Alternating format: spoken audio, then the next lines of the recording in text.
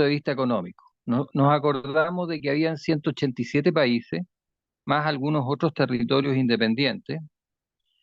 Nos dimos cuenta que en los primeros, si no me equivoco, 50 países, en per cápita nosotros no estábamos todavía. ¿Mm? Eh, lo cual nos indica que nuestra situación, a pesar de que mejoró mucho en los últimos 30 años o 40 años, todavía dista de ser una situación holgada en que podamos decir que Chile entró al desarrollo. ¿Mm? Eh, Vimos también los per cápita, que el per cápita es, el PIB es el tamaño de la economía sin considerar la cantidad de habitantes. En cambio, el per cápita es el tamaño de la economía dividido por la cantidad de habitantes. ¿Mm? Y ahí Chile no está tan mal en per cápita. Eh, Corregido por paridad de poder de compra, teníamos un per cápita relativamente parecido. Éramos en algún momento el per cápita más alto de Sudamérica. Tengo entendido que ahora somos el segundo. ¿Mm? Pero en lo que nosotros vimos, vimos que los países de mayor per cápita eran países chicos. Ese es un ranking que me gustaría quizás recordarlo en la próxima sesión para no tener que abrir de nuevo la sesión anterior. Pero los países más grandes no son necesariamente los países con mayor per cápita. Los países con mayor per cápita son países pequeños que tienen mucha riqueza concentrada en pocas manos. Y entre esos está Mónaco. ¿Te acuerdas que hablamos de Mónaco? Mónaco es un país que tiene menos kilómetros cuadrados que la comuna de Providencia, pero tiene por persona $212.000 al año y eso da un ingreso promedio de 8 millones de pesos para cualquier habitante de Mónaco. ¿M? Que buscara, digamos, un sueldo más o menos de 8 millones de pesos. Entonces, cuando uno abre, cuan- perdón, esos sonidos son porque me entran cosas. ¿Eh? Cuando uno abre el espectro Creo hacia que es todas las... bastante más, ¿ah? Es bastante más 212.000 dividido por 12. No, 212.000 al año, dividido por 12, eh, era algo como $20.000 mensuales. O sea, déjame ver. Lo voy a hacer el cálculo.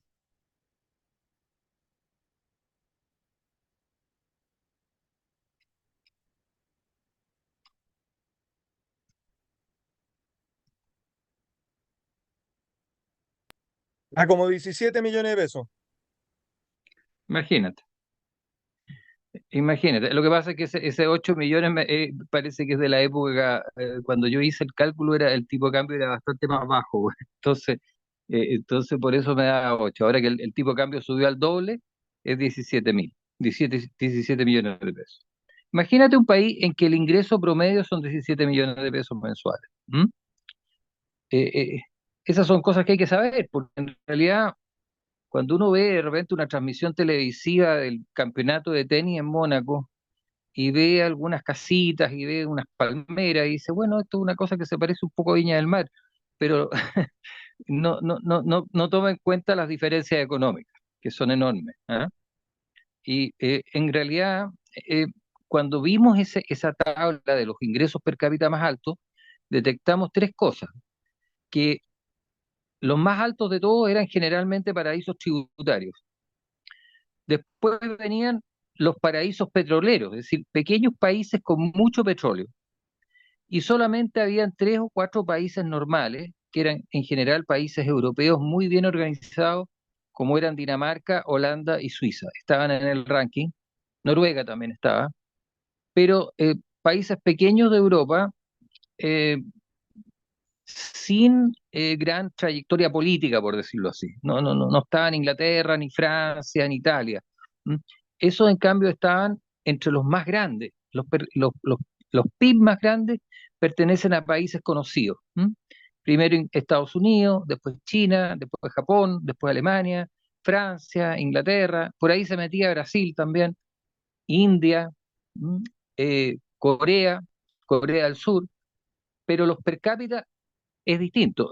Ahí la combinación tenía que ser poca población y muy alto, un PIB muy alto para la población, considerando que la población era pequeña.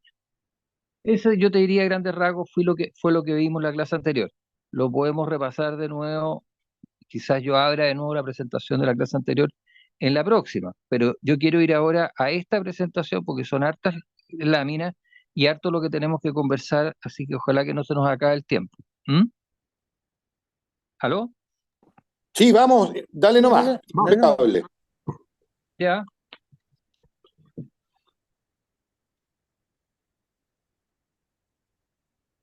A ver, me volvió a pedir entrar al... Y yo mientras aprovecho de decir de que recuerdo mi número, solo un 17% de la población vive en países con un ingreso per cápita más alto que Chile. Y para que se hagan una idea, Brasil tiene un ingreso per cápita más o menos del 60% del de Chile.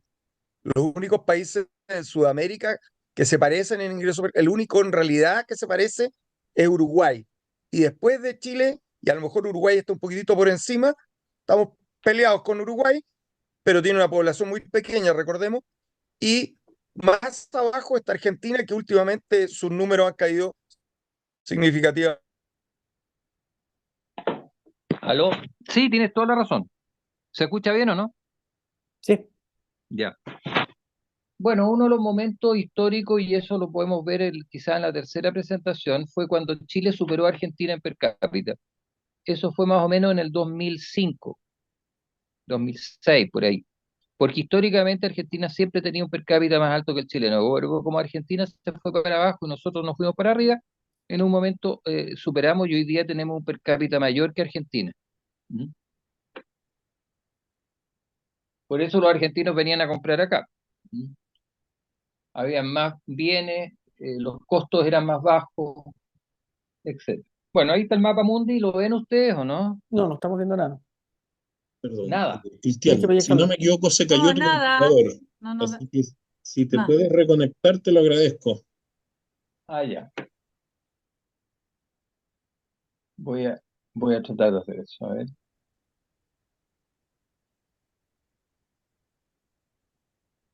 Oye, una de las cosas fundamentales mientras hace eso, aprovecho de decir, es que Chile representa el 0,25% de la población mundial y el 0,3%, por decir algo, de la economía mundial. Es decir, cuando pensamos en la importancia relativa de Chile, esta es exclusivamente debido a que somos el principal proveedor de cobre en el mundo.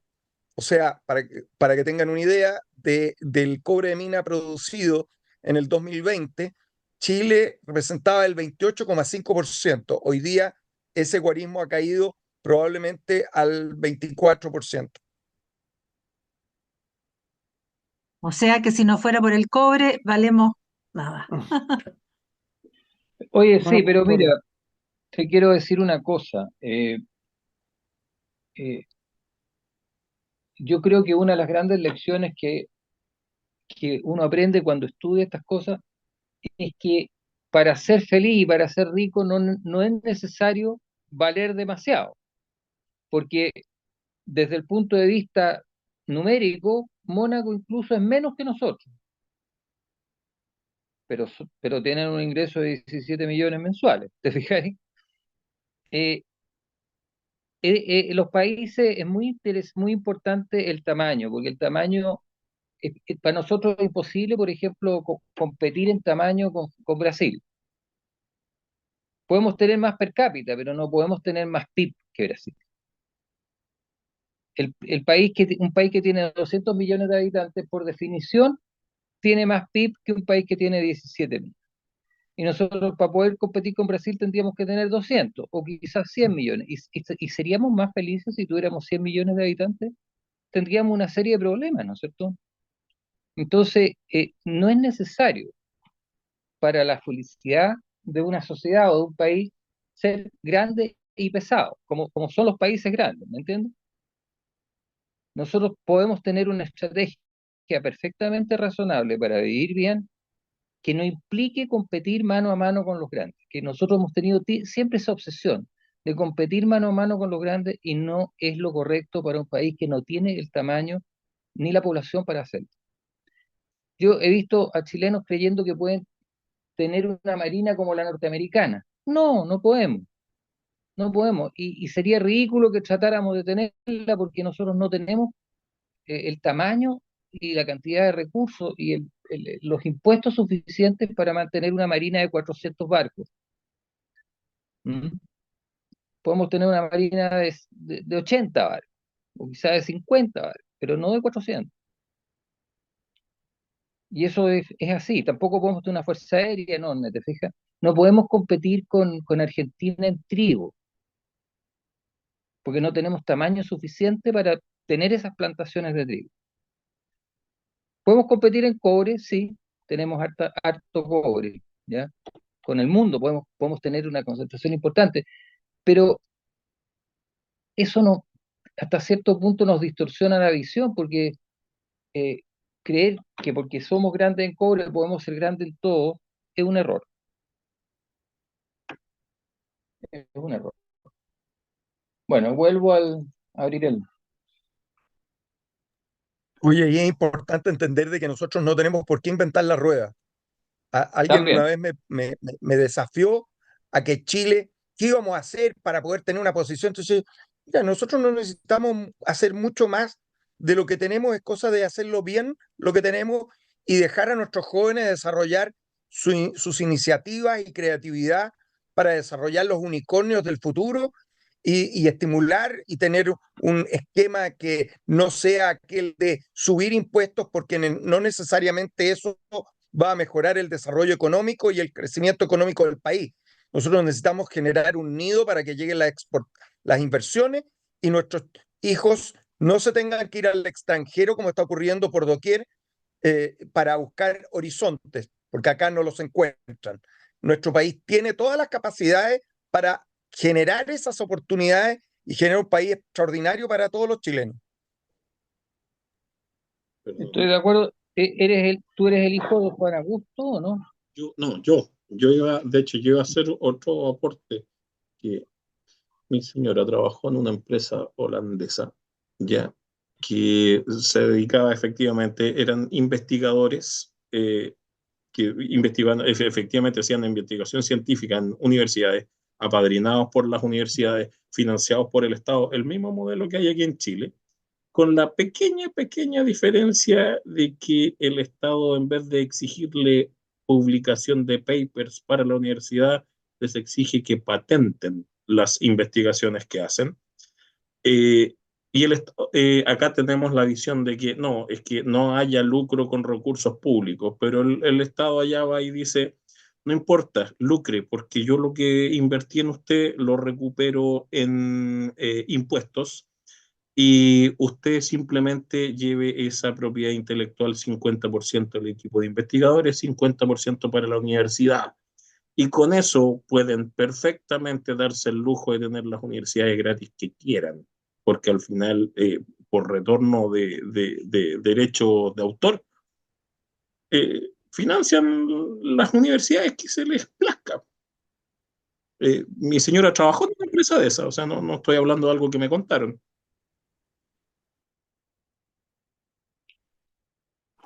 Hola, Eh, estás comentando algo interesante porque Holanda no es un país tan grande ni tantos habitantes tampoco. no, Holanda es más chico que Chile, mucho más chico, incluso es comparable con una región de Chile, si no me equivoco, en tamaño, ¿ah? Y tiene muy pocos recursos naturales, por no decir ninguno.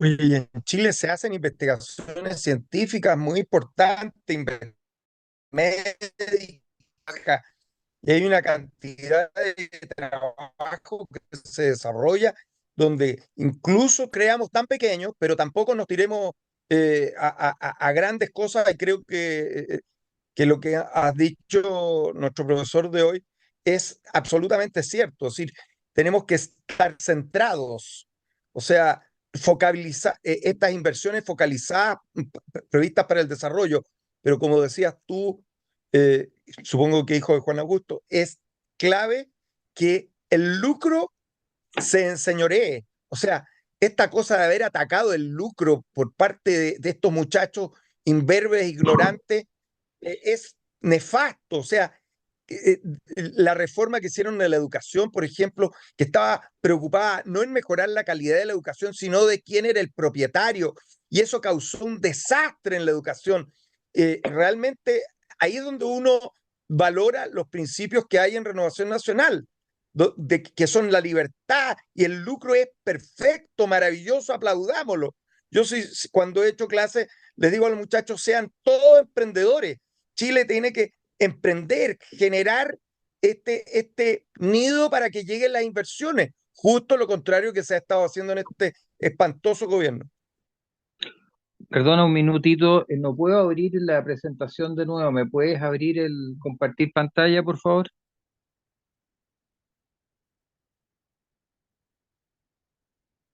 Oye, yo les pido disculpas por ser tan metido, pero en el fondo como Bernardo, estamos no, rellenando porque no sale la presentación, pero aproveché de tirar algunos de mis ideas que hace rato estoy presentando por todos lados, que es que Chile tiene la posibilidad de convertirse en un país desarrollado relativamente rápido. El gran problema que vamos a tener es la educación. La educación es donde va fallando la cosa y está fallando también en el tema cultural.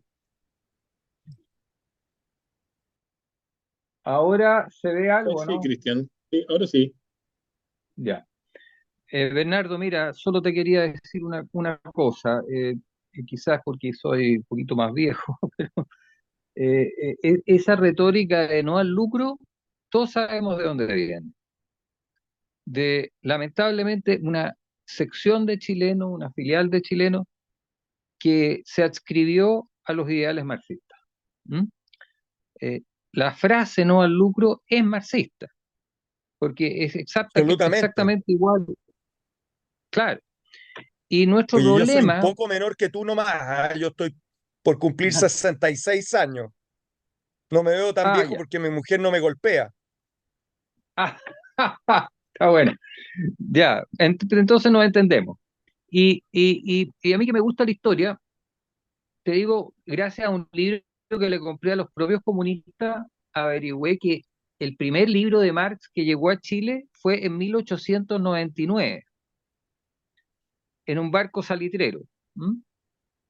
Y de ahí para adelante lo tomaron, lo tradujeron, lo expandieron y empezaron a armar esta cosa de que en Chile no se podía lucrar, no se podía emprender, no se podía trabajar sino para el Estado, empezaron a subir los impuestos.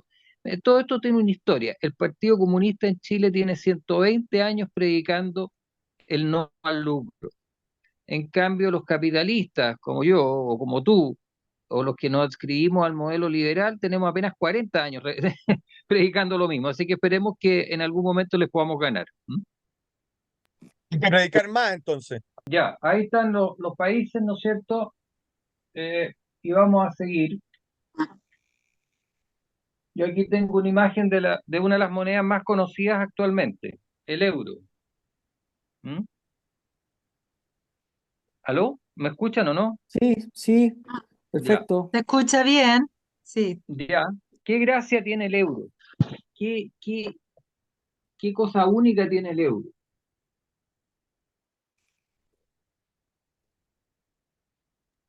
¿Qué es una moneda emitida por un banco central de múltiples países? Es la única moneda que es emitida por un banco central que tras- traspasa las fronteras de un país, el Banco Central Europeo. ¿Mm? Y eso aparentemente le da un respaldo mayor, a pesar de que el euro no es convertible en oro. Hace mucho rato que las monedas no son convertibles en oro. ¿Mm? Y ahí me gustaría sugerirles que quizá en alguna otra presentación habláramos de la historia del dinero, porque el dinero, pues, el dinero es una institución fundamental de cualquier economía libre que funcione con mercados, porque sin dinero no puede funcionar. ¿Mm? Así que todo el asunto del dinero es esencial. Aquí tengo yo una imagen de los países que aceptaron el euro, ¿Mm? Que no son todos los europeos, son algunos nomás. Hay algunos que están en la Unión Europea, pero que no tienen euro. ¿Mm? Voy a, aquí este es más claro. ¿Mm? Eh, Los 12 países del euro, los originales: Finlandia, Alemania, Francia, Austria, Italia, Grecia, España y Portugal. Irlanda. Ustedes ven que Gran Bretaña no está en el euro, no estuvo y ahora incluso no está en la Unión Europea. ¿Mm? Se salió a través del Brexit. ¿Mm? Pero Polonia está en la Unión Europea todavía y no tiene, si no me equivoco, todavía no tiene el euro. Estonia, Letonia, Lituania tampoco. ¿Mm? Suecia, un país importante, tampoco tiene euro. Y Noruega no está en la Unión Europea, por lo menos en esa época no estaba, no sé si esa la habrán medido, pero parece que no. Suiza tampoco está en la Unión Europea. Suiza tiene una tradición de neutralidad que se prolonga como por 500 años. No solamente no está en la Unión Europea, sino que tampoco participa de otras alianzas como la OTAN, por ejemplo, y, y no tiene una política de neutralidad respecto de todos los conflictos de los demás países, es decir, se ha mantenido afuera de las guerras, por ejemplo, de la Primera y de la Segunda Guerra Mundial. ¿Mm? Y no podemos olvidar que la Unión Europea surgió precisamente como una manera de evitar nuevas guerras entre países europeos. Entonces, Suiza no se sintió llamada a la Unión Europea porque nunca había participado en guerras tampoco. Bueno, todas las instituciones económicas siempre tienen una historia para atrás, por eso es que no es tan trivial llegar y trasplantarlas. ¿Eh? Por ejemplo, yo he escuchado muchas veces eso: ¿por qué no hacemos una Unión Europea en América del Sur? Bueno, la respuesta es que no tenemos la misma historia. ¿Mm? Tenemos otras realidades, otras tradiciones, y nos ha costado mucho formar uniones de este tipo. ¿Mm? Así que bueno, vamos. Cristian, Aquí está hay una reunión. cosa, ¿Aló? aló, Cristian, a eso se suma otra cosa, el desorden de los bancos centrales latinoamericanos. Claro, Eso exacto, es delicado. eso es lo que estoy diciendo. O sea, eh, Chile, por ejemplo, dentro de América Latina es uno de los países más ordenados, históricamente, no solamente de ahora, también antes. ¿Mm? Entonces, aquí nunca nadie ha estado muy interesado en unirse con un banco central de otro país, porque los otros países tienen bancos centrales mucho más caóticos, sobre todo el argentino, por ejemplo, o el boliviano, ¿para qué hablar? Entonces, inmediatamente la idea es rechazada por economistas chilenos de meterse con un banco central que no sea el chileno. Y además a nosotros nos ha costado mucho tener un banco central independiente como el que tenemos, que eso es una cosa que muchos de los que no entienden economía no saben. El equilibrio macroeconómico chileno no es producto del gobierno, es en gran medida producto del Banco Central Independiente que se gobierna a sí mismo. Es decir, si tenemos estabilidad de precios, no tenemos inflación y todo eso, no es por Boric, es por la Rosana Acosta. ¿Eh? Cuéntenle a algunos de sus amigos para que lo sepan. Entonces, el Banco Central chileno, independiente, técnico, que incluso en algún momento ganó el premio al mejor banco central del mundo por encima del FED, no es cuestión de llegar y fusionarlo con una chacra como el Banco Central argentino. Nadie te va a estar de acuerdo con eso. Acá, por lo menos. Bueno, esta es una foto de la reunión del Banco Central Europeo en Madrid en el año 2006, una foto que yo encontré hace unos años atrás. Y claro, ahí hay gente de todos los países de la Unión Europea. ¿Y qué pasa? Que se rota en el Banco Central. Un cierto periodo es de un país, el otro periodo es de otro país y así. ¿Ya? Aunque se dice informalmente, porque siempre hay también leyes no escritas, de que el banco más importante dentro del Banco Central Europeo fue el Banco Central Alemán.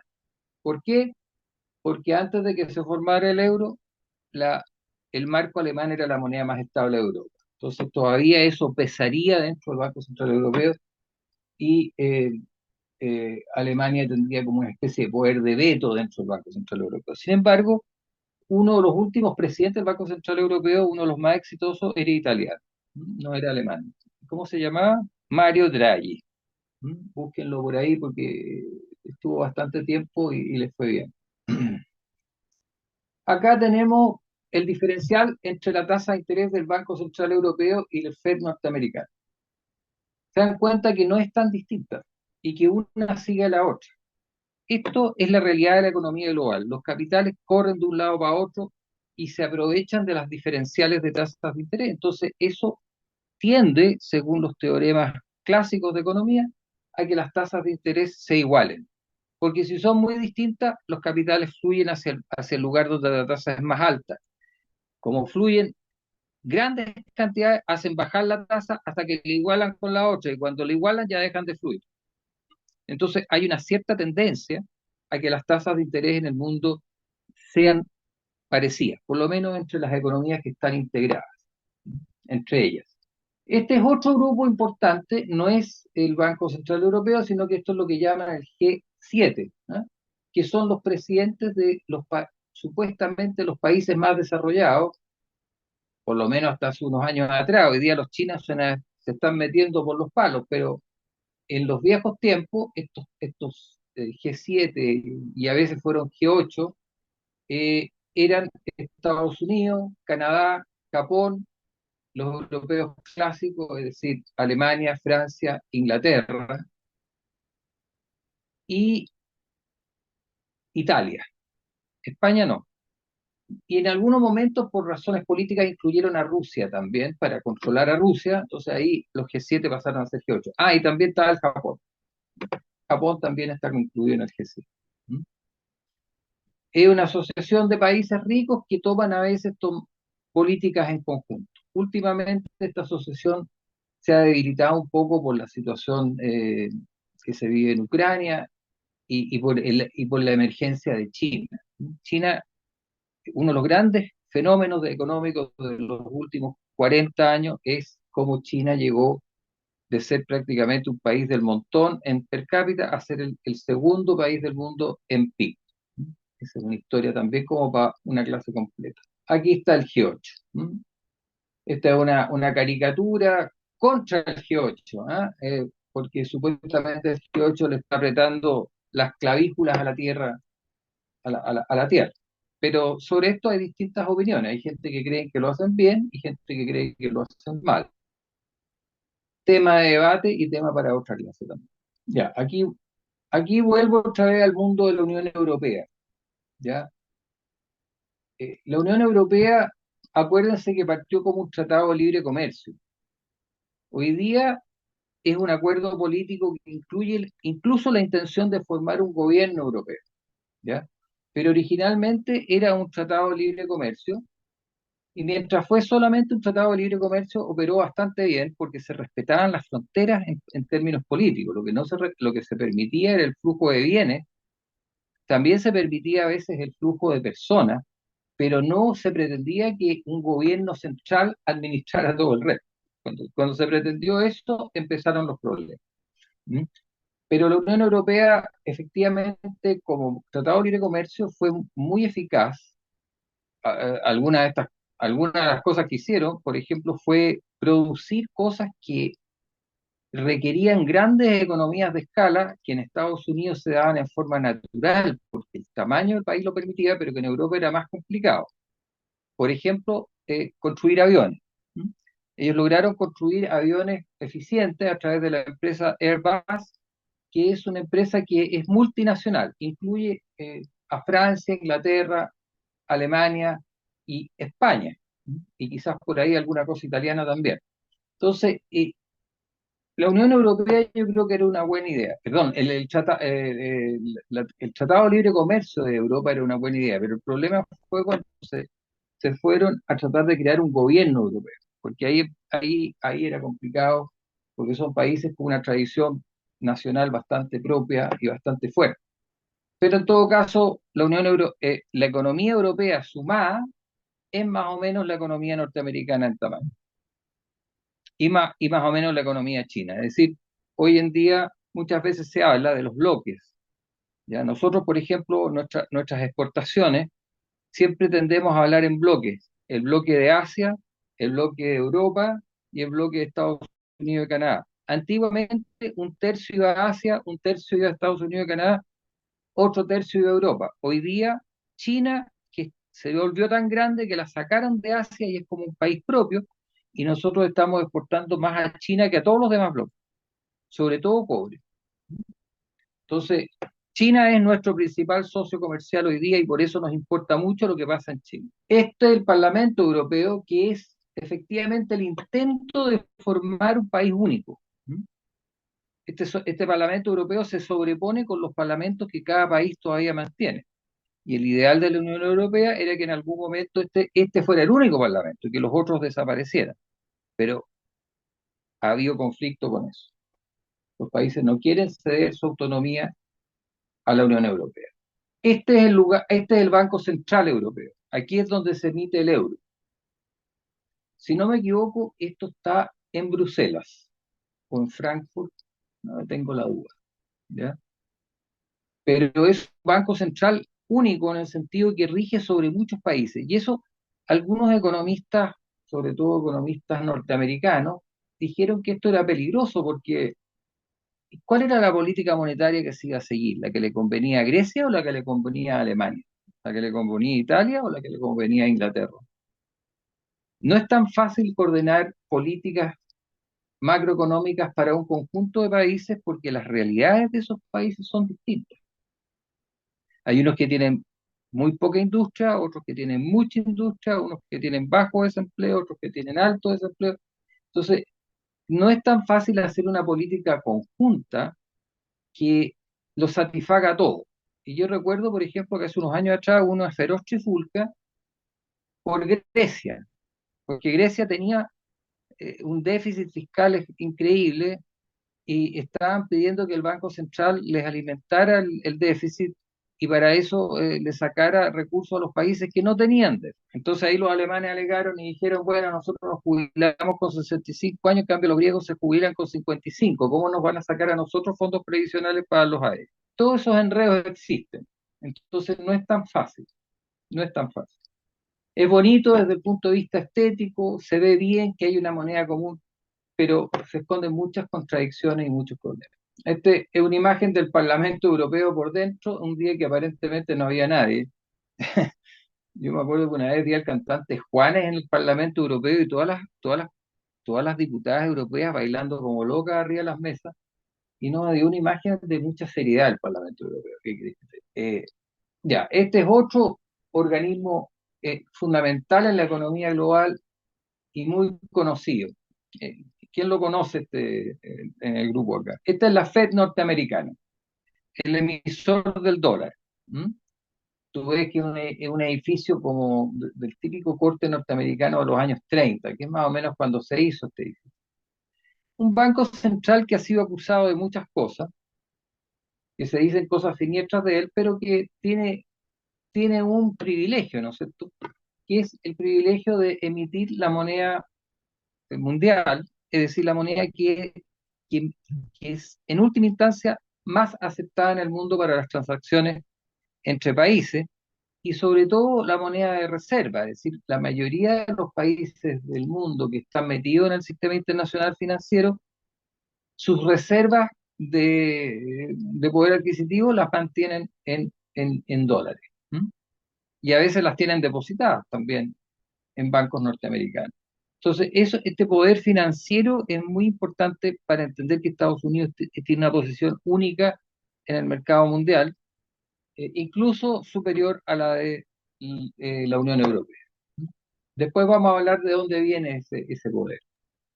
Oye, es importante destacar de que la importancia relativa del dólar ha ido disminuyendo en el tiempo por su exceso de emisión y gran déficit fiscal. Tienes toda la razón. Además de eso, Estados Unidos también ha perdido importancia en la economía mundial, porque cuando se fijó el dólar como moneda internacional, Estados Unidos era más del 50% de la economía mundial y hoy día es apenas el 18%. ¿Mm? Entonces, han surgido otros países muy grandes, como China, por ejemplo, como la Unión Europea misma, que tiene varios países grandes, y ellos dicen de repente, bueno, ¿y para qué vamos a usar el dólar? ¿Por qué no usamos el euro? ¿Por qué no usamos el yuan? ¿O por qué no usamos el yen? En algún momento se habló del yen también en Asia. ¿Mm? Como que en Asia se usaba más el yen que el dólar. Bueno, el dólar tiene este símbolo, ¿no es cierto?, en su primer billete, en el billete de $1, y que abajo hay una palabra bien interesante, dice Novus Ordo Seculorum, ¿ya? Eh, Estados Unidos cuando se fundó desde un principio como un Estado secular, es decir, un Estado que no obedecía a una religión. Y esto era como una novedad en el mundo occidental en esa época, porque todos los países europeos sí obedecían a religiones y los países latinoamericanos también. ¿Mm? Nosotros, por ejemplo, en Chile teníamos una fusión entre iglesia y Estado. Y eso significaba que todo lo que hacíamos en materia económica, de alguna manera, se lo teníamos que preguntar a los sacerdotes también. Una tradición que ha seguido, ¿ah? Porque los sacerdotes en Chile opinan de política a cada rato, sobre todo de política económica, de repente se meten. ¿Mm? Es porque históricamente siempre tuvimos a sacerdotes metidos en las decisiones económicas. En Estados Unidos no están así, porque partió como un orden secular y, y lo sigue siendo, a pesar de que está últimamente en el camino inverso, es decir, se está tratando de convertir en un país religioso de nuevo, no secular, pero vamos a ver. Y esto era una influencia masónica, por si acaso. Sí, eso, efectivamente, este sello con la pirámide y el ojo y todo eso es masónico. Gran parte de los fundadores de Estados Unidos eran masones, digamos, los que ellos llaman los padres fundadores. Illuminatis.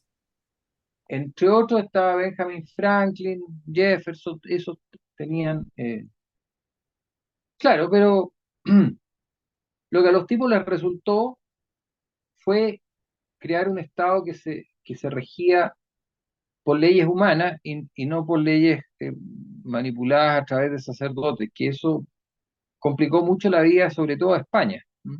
Y a Portugal. Así que de eso vamos a hablar en otro momento. Sigamos ahora simplemente con una descripción del sistema. Aquí está el billete más conocido de dólar ahora, el de $100, y tú ves que está en la foto un conocido masón que es Benjamin Franklin, ¿m? Uno de los padres fundadores. Este es el de $10 y ahí está Thomas Jefferson. Hoy día $10 no es nada. Yo me acuerdo que en los viejos tiempos, los años 60 acá, cuando incluso tener dólares estaba prohibido. ¿Ah? En la época de Frei, de Allende, estaba prohibido, era un delito tener un billete en el bolsillo. Y $10 era una cosa como tremenda. Yo me acuerdo que mi papá los escondía abajo en alguna parte para que no se los fueran a ver, y se suponía que era mucho dinero, pero hoy día $10 son 9 lucas. Eso tiene que ver con la gran caída de poder adquisitivo. Aquí está la otra Oye, moneda. un comentario, perdona que haga un Sí, comentario, es que es interesante, ¿ah? Que hoy día el costo de un viaje a Estados Unidos en avión es muy sí, parecido de aquel que había en 1982. exactamente. Por supuesto, por eso es que hoy día hay muchos más vuelos a Miami que los que habían en 1980 y más vuelos a otras ciudades americanas, porque efectivamente $1.000 de hoy son mucho menos que $1.000 de ayer. Y yo me Sí, pero hay que atrevería a considerar decir, que bajaron los servicios también de la aerolínea. todo eso fue Pero no producto se de, explica todo por eso, ¿ah? No se explica todo por eso. Es decir, ha habido una disminución real y por otro lado el poder adquisitivo de los chilenos ha subido mucho, pero de todas maneras eso no influye. Hablando del costo de un viaje a Nueva York, y yo te puedo asegurar que costaba $1.000 y hoy día vale incluso menos de $1.000. claro, y los $1.000 de hoy valen, en términos reales, son menos que los $1.000 de 1980. Es más fácil comprar $1.000 hoy día que lo que era en 1980 para un chileno. Es decir, claramente bajó significativamente el costo de un viaje y eso es una cosa que le pasa a todos los chilenos. En el fondo, antes el que podía viajar era aquel que tenía muchos recursos. Hoy día, mucha gente sin tantos recursos puede darse el lujo de viajar, ya no es tan lujo. Así es. Bueno, en la historia nuestra, fue para mí, que llevo viendo fútbol desde los años 60, fue muy significativo el Mundial de Francia cuando aparecieron masivamente chilenos en los estadios en Francia. Eso no había ocurrido nunca antes. En ningún, ni siquiera en el Mundial de Argentina. Bueno, claro que Chile no estuvo en ese Mundial, pero que cantidades significativas de chilenos pudieran trasladarse a un país europeo para ver un mundial de fútbol y que se quedaran un mes en Francia, eso era la primera vez que se veía, ¿eh? En el año 98. Por ejemplo, Chile cuando jugó en el Mundial de Alemania en 1974, no había nadie. Era el equipo y los comentaristas de la radio, eran los únicos que estaban ahí. Totalmente distinta la situación. Bueno, acá está el yen japonés, ¿no es cierto? Eh, Estas monedas se valorizan junto con el país. ¿Mm? O sea, el yen japonés, por supuesto, a 2 o 3 años de la Segunda Guerra Mundial, en 1947, no valía nada, pero con todo el crecimiento económico y la expansión de las exportaciones de Japón hasta los años 70, eh, hoy día es una economía de 4 trillones de dólares y es uno de los grandes exportadores del mundo. Obviamente que eso hizo mucho más apetecible la moneda japonesa porque todos los que querían comprar productos japoneses tenían que tener yenes. Por lo tanto, la demanda por yenes en el mundo subió y hoy día es una de las grandes monedas del mundo en Asia, junto con la moneda china, que también creció en los últimos 20, 30 años. Antes nadie le importaba. Aquí hay una imagen del tipo de cambio. Lamentablemente yo mismo no alcanzo a ver lo que dice arriba porque está tapado por la cuestión de Zoom, pero ¿alguien me puede decir lo que dice arriba? ¿Este es el tipo de cambio entre la libra esterlina y el dólar o no? No alcanza a No. aparecer. No se ¿Ah? alcanza a ver, no se alcanza a ver, Cristian. Ya. Puede ser el yen con el dólar o puede ser la libra esterlina. Creo que es el yen con el dólar. Lo que quiere mostrar estos gráficos es que la cotización varía, ¿no es cierto? Hay una tendencia al alza, pero hay momentos en que cae, otros momentos en que sube más, otros momentos en que vuelve a caer. Es decir, hoy día estamos en un mundo de monedas fluctuantes. Hay muy pocas monedas que tienen tipo de cambio fijo respaldada por un banco central y por lo tanto todas las monedas cambian de valor todos los días. ¿Mm? Y eso es lo que hace entretenido el mercado de las monedas y hace entretenido también el trabajo de una casa de cambio, porque tú no sabes muy bien, a no ser que seas pitonizo y te dediques realmente a pronosticar, no sabes cuánto va a valer la moneda la semana que viene. ¿Mm? Yo escucho siempre un programa en la radio que se llama Buenas tardes Mercado, en la radio Conquistador, y buena parte del programa se dedican a tratar de adivinar qué valor va a tener la moneda al día siguiente. ¿Mm? La libra esterlina, una bonita imagen que conseguí en la red. La libra esterlina tiene una gracia. Hasta la Segunda Guerra Mundial y desde el siglo XIX fue la moneda internacional. ¿Mm? O sea, el Chile, por ejemplo, de 1920, no, la moneda más importante no era el dólar, sino que la libra esterlina. Eso era porque Inglaterra, aparte de ser un país solvente, era un país que tenía un imperio. Entonces, al tener un imperio, tenía bienes que venían de distintas partes del mundo y por lo tanto, tener libras esterlinas era una cosa importante.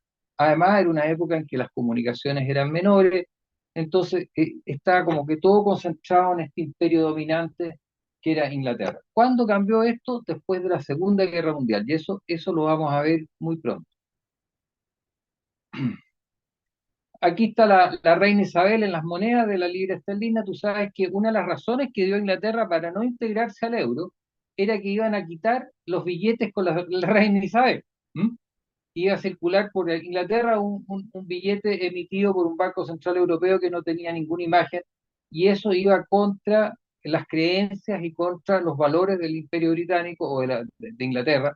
Y por lo tanto, la Margaret Thatcher se opuso, ingresó a la Unión Europea, pero pidió mantener la moneda con la reina. Y la reina estuvo de acuerdo también, entonces le tuvieron que hacer esa concesión a Inglaterra. No iba a integrarse con euro incluido. Aquí tienes una imagen de esa época en que está un billete con la reina y un billete de euros. ¿Mm? Cuando los ingleses estuvieron discutiendo, y creo que fue un referéndum, una votación en que optaron por no tener euros, sino que mantener su libre esterlina. Este es el tipo de cambio del dólar con la libra. ¿Mm? Los ingleses siempre, a pesar de que, bueno, se independizó de Estados Unidos, pero siempre han querido tener como una especie de superioridad respecto de ellos en los símbolos y siempre se las han arreglado para que el dólar cotice menos que la libra esterlina. Es decir, tú tienes que usar siempre o $2 o 1,8 dólares para comprar una libra, y esa ha sido una política inglesa desde que se independizaron, desde que los norteamericanos se independizaron. Siempre tener su moneda a un valor por encima de la moneda norteamericana. Y bueno, es una cosa simbólica. En 1929, y esto quizás algunos ya lo saben, ocurrió este evento traumático, ¿no es cierto? Eh, un desajuste de expectativas en la bolsa norteamericana que llevó a la creencia de que el capitalismo se había parado.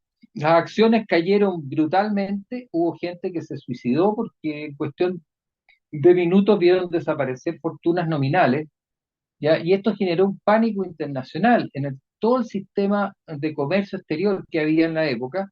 Ese pánico no se resolvió hasta como 5 años después, entonces duró bastante tiempo. Y en el caso chileno, nosotros fuimos uno de los países más afectados por esta crisis porque perdimos el salitre como exportación. El salitre ya había venido cayendo desde la Primera Guerra Mundial, pero con la crisis del año 30 nadie más compró salitre y nos quedamos sin ingresos.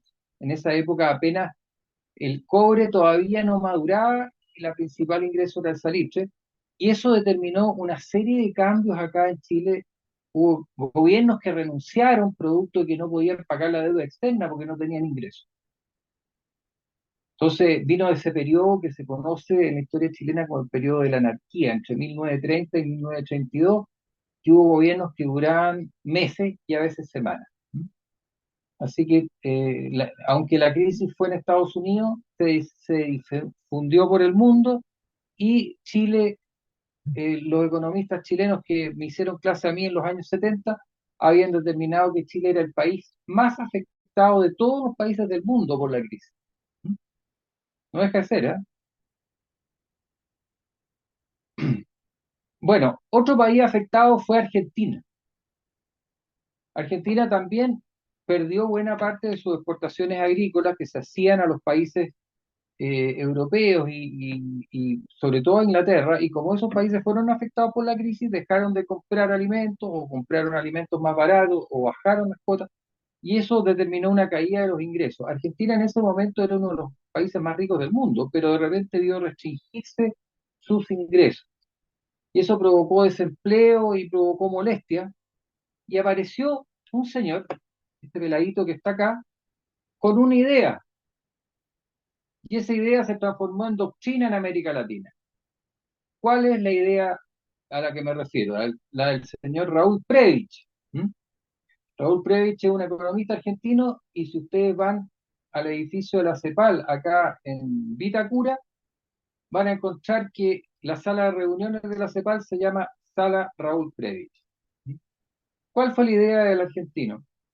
Le dijo a su gobernante: mire, el problema que tenemos nosotros viene de afuera. La crisis la provocaron los países europeos y la estamos pagando nosotros. Perdón, nosotros y también los chilenos y los brasileros, todos los sudamericanos. Entonces lo que tenemos que hacer es dejar de comerciar con los europeos, dejar de comerciar con los países ricos y desarrollarnos nosotros mismos con nuestros recursos. Parece sensato, parece interesante, ¿sí?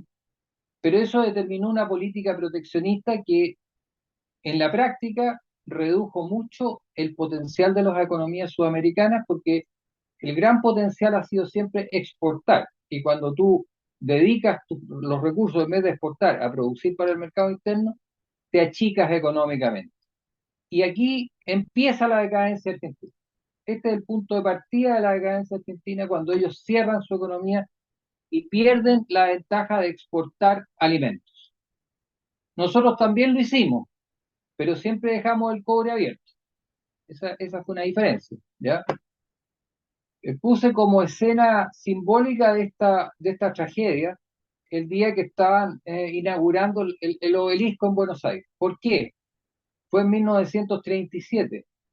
Argentina creía en ese momento que podía ser autosuficiente, podía producir sus bienes industriales mejor que trayéndolos de otros países, y que podía ser rica al mismo tiempo. Y no se dieron cuenta de que sin exportaciones agrícolas dejaban de ser ricos. Les ha costado 70 años darse cuenta de eso, de que mataron la gallina a los huevos de oro con el proteccionismo. Eso es lo que ahora Milei les viene a decir. Milei les dice, ábranse de nuevo, volvamos a ser ricos, pero para eso tenemos que cambiar la política económica. Bueno, Bueno, sí, chileno también era, con la CEPAL, nosotros tuvimos cerradas las importaciones, las exportaciones, excepto el cobre. El resto sí, estaba todo prácticamente cerrado el mercado chileno, éramos un país muy pobre también. exactamente, a nosotros también nos afectó. Y eso, te cuento que los primeros Chicago Boys, que los conocí yo en la universidad, cuando fueron a los años 50 a la Universidad de Chicago, les dijeron, oye, pero ustedes están haciendo el loco con este sistema si ustedes no tienen mercado suficiente para desarrollarse hacia adentro. Tienen que volver a desarrollarse hacia afuera.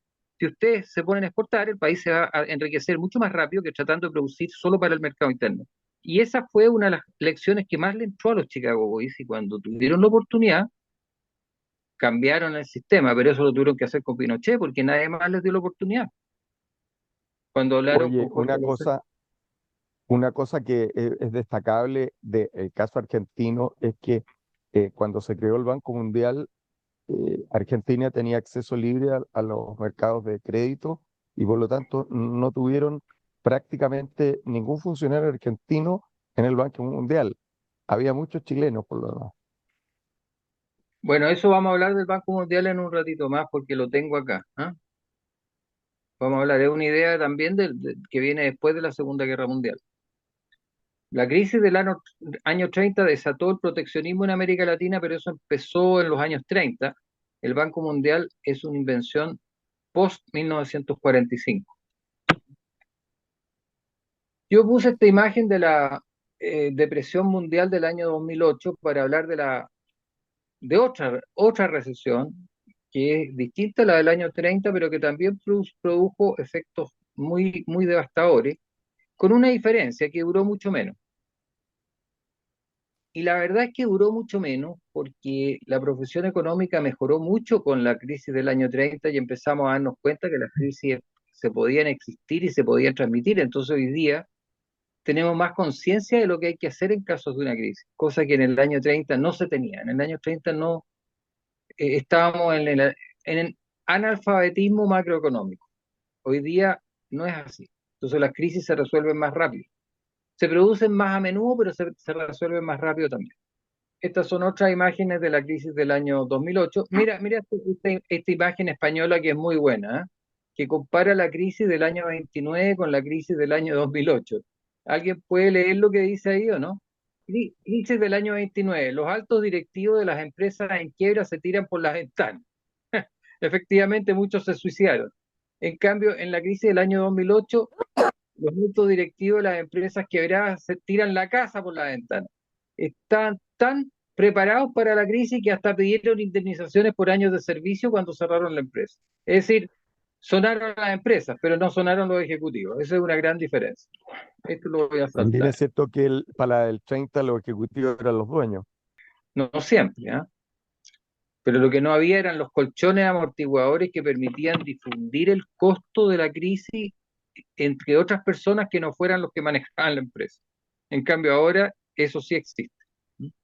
Bueno, este hotel de Estados Unidos, de las montañas de Vermont, se llama Bretton Woods, y aquí en 1944, el gobierno de Estados Unidos, que ya se estaba preparando para el final de la guerra, esto fue un año antes de que terminara la guerra y los tipos ya sabían que la habían ganado, le mandaron una carta a todos los países que estaban considerados aliados de ellos, entre otros el gobierno chileno, que había sido obligado a declararle la guerra a Japón por ello. Entonces, los invitaron a una reunión en este hotel. ¿Mm? Y en esta reunión, los americanos salieron con el chistecito. Después de la guerra va a haber una economía integrada y esa economía integrada va a ser dominada por el dólar. ¿Mm? Eh, Aquí hay una imagen, ¿no es cierto? Ah, esto es un letrero que está en las afueras del hotel hoy día y que explica para los turistas en palabras muy, muy reducidas lo que era la conferencia. Y yo paso a traducir. En 1944, el gobierno de Estados Unidos escogió este hotel del Monte Washington como el lugar de reunión para representantes de 44 países. Fueron 44 países los que fueron citados, entre otros Chile. La conferencia, esta es la famosa conferencia monetaria de Bretton Woods. La conferencia estableció el Banco Mundial. Aquí parte del Banco Mundial, que es un organismo internacional de Naciones Unidas y que presta a los demás países en condiciones favorables. Fijó el estándar de oro de $35 por una onza de oro. Esto significaba que un gramo valía $1. Y ellos se comprometieron a la convertibilidad del dólar a $35 por onza en oro. Y después escogieron el dólar como el respaldo de toda la economía internacional. Es decir, se fijó un tipo de cambio fijo con respecto al oro y después se dijo que esta moneda es estable porque va a valer fijo con respecto al oro y por lo tanto nosotros la vamos a imponer como moneda internacional. Ustedes todos van a comerciar entre ustedes en dólares y las reservas van a ser en dólares y el Banco Mundial que les va a prestar plata también les va a prestar en dólares. O sea, aquí se estableció un patrón dólar y eso es lo que todavía tenemos. A pesar de todos los cambios que han habido y la inestabilidad del dólar, que hoy día ya no es un cambio fijo, seguimos teniendo un patrón dólar en el mundo. Ahora, ellos agregan acá una frase que es propia de la oficina de turismo que hizo el letrero. Dice, la reunión proveyó al mundo con una muy necesaria estabilidad de moneda de posguerra. Por supuesto que eso es propaganda para el dólar porque no ha sido tan estable como ellos dijeron ahí. Y después vamos a ver por qué no ha sido tan estable. Aquí hay una foto de la conferencia.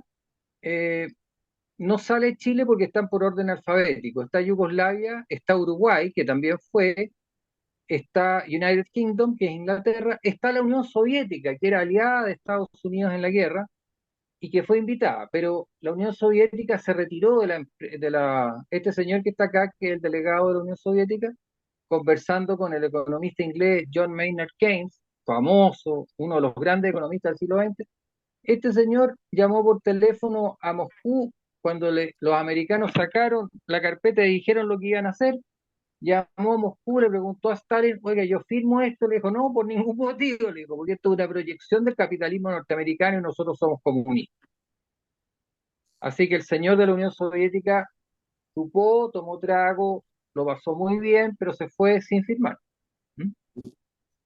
Y eso marcó la historia del acuerdo de Bretton Woods. El acuerdo de Bretton Woods llegó hasta la cortina de hierro. Hasta ahí llegó. Los países detrás de la cortina de hierro, ninguno estuvo de acuerdo con el acuerdo de Bretton Woods y por lo tanto tampoco se integraron ni el Banco Mundial ni el Fondo Monetario Internacional, que son dos organismos que se crearon ahí. Sí se integraron a Naciones Unidas como organismo político, pero no a los organismos económicos dependientes de Naciones Unidas. Chile estuvo y firmó, y a mí me costó 20 años averiguar quién había ido. ¿Quién fue el delegado de Chile que firmó a nombre de todos nosotros? Aquí nadie sabía que Chile había firmado este acuerdo cuando yo estaba en la universidad. Así somos nosotros de informados respecto de lo que nuestro gobierno hace. No tenemos idea de lo que el gobierno hace. No tenemos idea de los acuerdos que firman y lo que dicen esos acuerdos. Un coche insólito, increíble. ¿Ya? Incluso, como te digo, me demoré 20 años en averiguar el nombre y ahora se me olvidó. Era un funcionario del Banco Central. Oye, Cristian, Sí. vi una pregunta que te está haciendo. Sí. ¿Qué pregunta es? ¿De Yo qué no va la la pregunta? Te muteaste. alcancé a ver que te estaba diciendo que disculpara que quería hacer una pregunta. Bueno, pero terminemos un poco y después hacemos las preguntas. Ya. Porque pierdo la Hola, concentración. Cristian, disculpa, es que yo te estaba preguntando, porque la idea era que más o menos las presentaciones duraran más o menos una hora, entonces no sé hasta qué hora es tu presentación. ¿Qué hora es? Las 9:20, van a ser las 9:20. Ya, bueno, si quieres la suspendemos acá y seguimos la próxima vez. Yo tengo material como para 5 sesiones. Sí, yo me imagino, porque es bien interesante. ¿Mm? Y es como, claro, para Ocurrió conversar, en fin. Entonces, ocurrió que tuvimos un par de problemas con la para conexión de empezar, Cristian, sí, con la conexión de Cristian.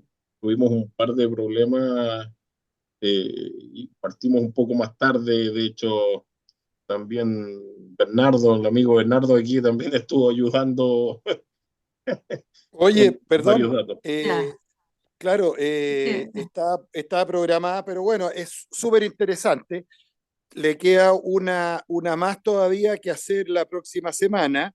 Y después podríamos hacer las que vienen, después ya podríamos hacer más intercambio entre nosotros, aportando otras cosas Claro, de Bernardo, el cobre, que él tiene harta experiencia y otras cosas más. por supuesto. Eh, Por supuesto, yo no me niego, yo no quiero imponer mi presentación. Yo tengo material suficiente como para unas 5 sesiones de 1 hora. ¿M? Pero las podemos hacer escalonadas, las podemos hacer 2 ahora, 2 a fines de año, etcétera. eh, ¿Sabes? Disculpa que me meta, Cristian, pero nosotros no empezamos, porque me di el tiempo de estar escribiendo en WhatsApp. Empezamos 25 para las 9, todavía no llevamos 1 hora. Yo te rogaría que por favor terminaras la presentación, que es muy interesante. Hasta las 9:30 podemos seguir, ¿ya? Ok, Listo. gracias. 5 para las...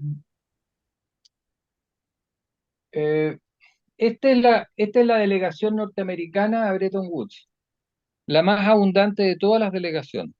Les quiero contar que el economista inglés Keynes, que es uno de los grandes economistas de la historia, tenía un plan alternativo al de los norteamericanos. Él quería hacer una moneda nueva, pero los norteamericanos le dijeron no, no necesitamos una moneda nueva. La que tenemos ahora, la nuestra, es la única realmente importante porque somos el país que domina el mundo y además ustedes están todos endeudados con nosotros por la cuestión de las armas. Estados Unidos usó el poder que tuvo durante la guerra para venderle armas a todos sus aliados para imponer el dólar al final. Y fue muy inteligente de parte de ellos porque ellos sabían que si imponían el dólar, tenían una característica que no tenía ningún otro país. Ellos podían emitir dólares sin pagar la cuenta. La cuenta la iban a pagar los demás, ¿ya? Y eso es lo que convirtió, desde mi punto de vista, modestamente, a Estados Unidos en una superpotencia. La superpotencia de Estados Unidos emana de su control financiero y su control monetario más que de las armas, porque de hecho ellos usaron la emisión del dólar para hacer armas. Y le pasaron la cuenta a los demás países porque los demás países tuvieron que sufrir el deterioro del valor del dólar y con eso que se produjo por la emisión y ellos con eso pagaron las armas y también pagaron la famosa carrera espacial que costó toneladas de plata y que no la pagaron los contribuyentes, como ellos dicen, sino que la pagaron con emisión. ¿Mm? ¿Ya? Y esta es una de las cosas que está haciendo crisis ahora, porque después de 70 años es tanto lo que han abusado de la emisión monetaria que ya el dólar no vale lo mismo, que la inflación en Estados Unidos se ha disparado, que los propios norteamericanos se dan cuenta que ya no pueden decir que el dólar es una moneda estable. Les doy un ejemplo. En esa época ellos se comprometieron a $35 la onza de oro, ¿ya? Es decir, $1 por gramo. Hoy día la onza de oro vale $2.300. Y si quieres tener una aproximación de cuánto ha perdido valor el dólar, tienes que calcular cuántas veces cae 35 en 2.300. Ese tipo de alza es lo que ha ocurrido en todos los productos, no solamente en el dólar, en el oro. Es decir, un diario que en 1945 valía 1 centavo, hoy día vale $3. Me acuerdo de haber visto cuando recién salió la hamburguesa McDonald's en Estados Unidos valía 5 centavos, hoy día vale $5. Lo más Entonces, grave es que siguen emitiendo y con un déficit fiscal gigantesco y en algún minuto, y además, como han reducido la participación del comercio internacional del dólar, en la práctica hay una amenaza latente para que en algún momento el dólar caiga en picada.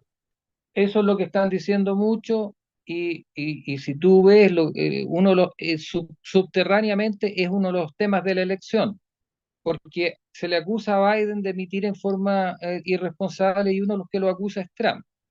Trump tiene en su programa tratar de equilibrar las cuentas externas y no seguir gastando en armas de la forma como gastaba Biden, porque Biden le entregaba paquetes de plata a Ucrania y armas también. Y Trump dice que va a resolver el problema de otra forma, pero sin costo para ellos. efectivamente yo creo que aquí hay un tema que está latente en la campaña presidencial, porque se están dando cuenta que llegaron al límite final, es decir, que en cualquier momento se acaba este sistemita. Y el déficit comercial que tienen es increíble, o sea, es una locura. Simplemente por eso han tenido tantos problemas con China, porque la diferencia en el comercio exterior entre ambos países es abismal. Bueno, Así ahora es. le van a poner un arancel de 60% a China según Trump y de 10% para todo el mundo. Bueno, vamos a ver qué pasa. Primero ¿Cierto? tiene que ser elegido Trump. Bueno, volviendo a las instituciones internacionales relevantes, este es el Club Bilderberg, que yo creo que algunos de ustedes lo deben de haber escuchado, ¿no?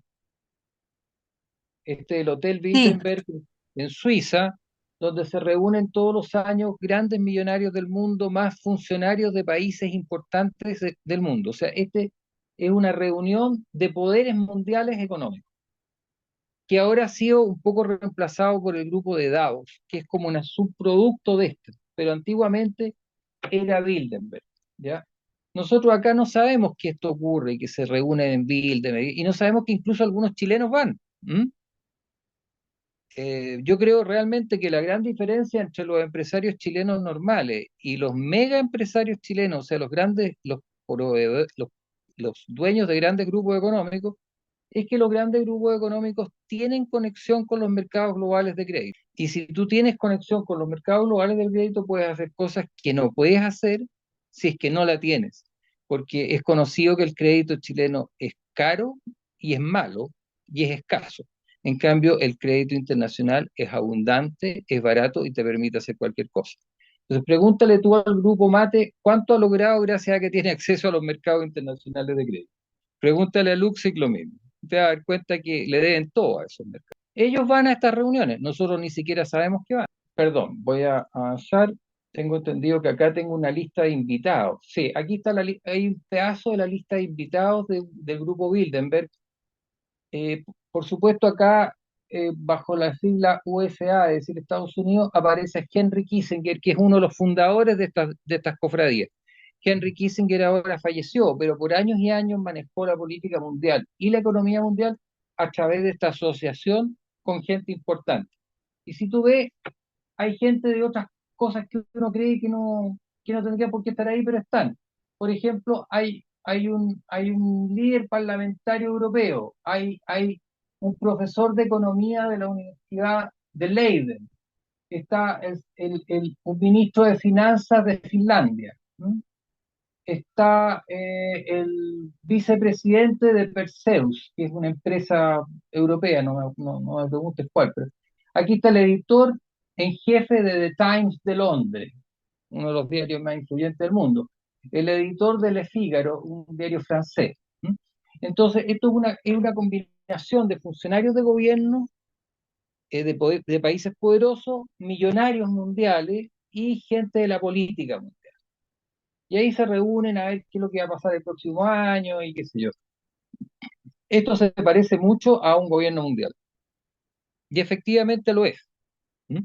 Porque estas personas después, en sus lugares de trabajo, siguen las políticas del grupo Bilderberg.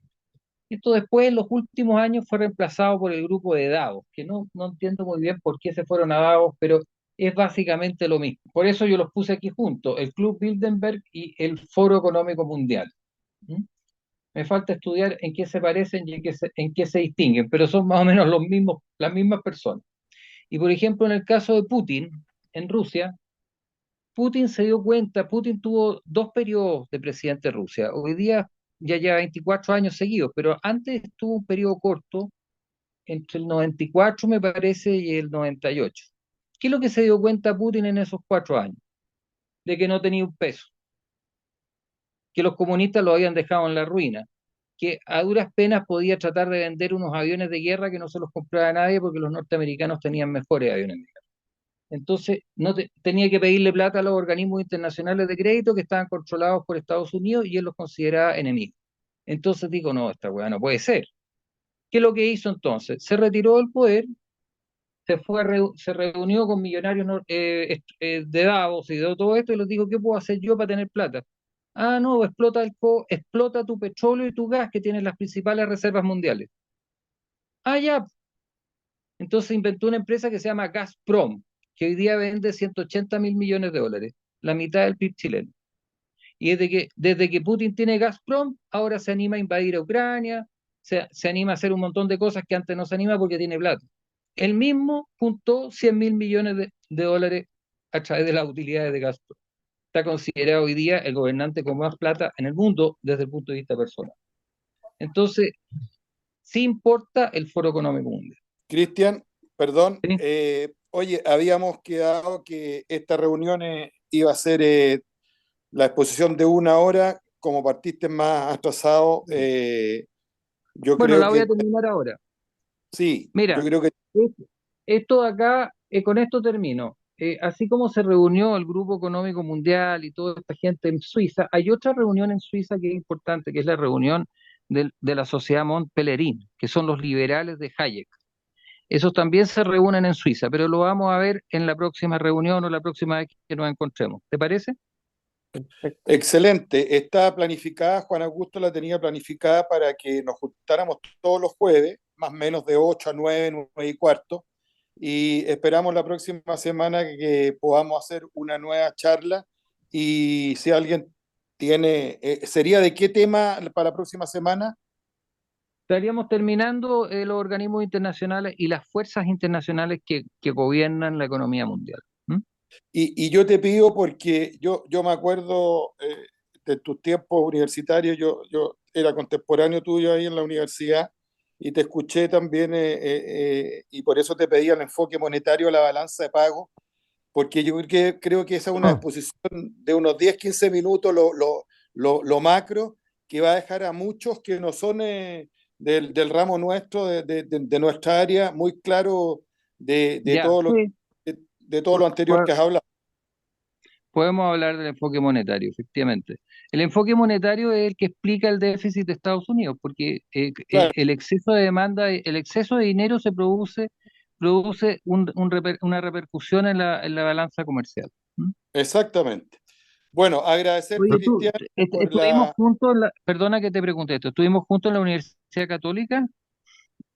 No, tú eres Cuando, del equipo cuando estaba Pepe Elías y en la universidad en los años 84, 85. ya, perfecto, listo, ahí nos vimos. Yo no fui Ya, alumno tuyo, pero iba a escuchar alguna de tus clases también, me metía de colado. ya, muchas gracias. Entonces nos vemos el próximo jueves, ¿ya? Nos Gracias. Nos vemos. vemos. Ok, Gracias. Hasta luego. gracias, chao. Muchas Hasta el próximo gracias. jueves. Gracias, Gracias. muchas gracias. Muy Y interesante, gracias, Cristian. y Ya, gracias, Muy interesante. Juan Augusto Chico, Javier, por habernos hoy día hecho los Sí. contactos. Y saludo a tu Gracias, padre que Javier. está trabajando en los Andes. Sí. sí, muchos saludos a Juan Augusto. Que estén muy Sí. bien. Chao, Gracias. gracias. Chao, chao. Chao, A Javier. todos. Gracias.